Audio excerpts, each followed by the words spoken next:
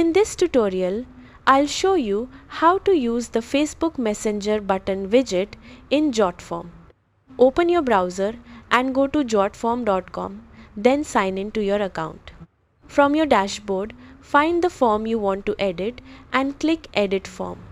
In the Form Builder, click Add Element from the left panel, then open the Widgets tab. Use the search bar to search for Facebook Messenger button or Messenger button.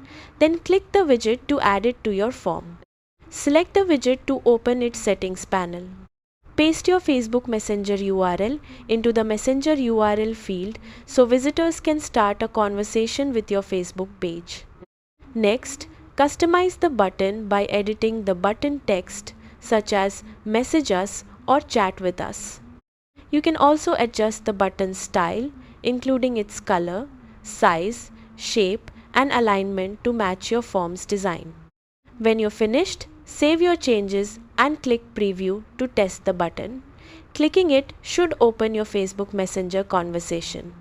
That's how to use the Facebook Messenger button widget in JotForm. Thanks for watching.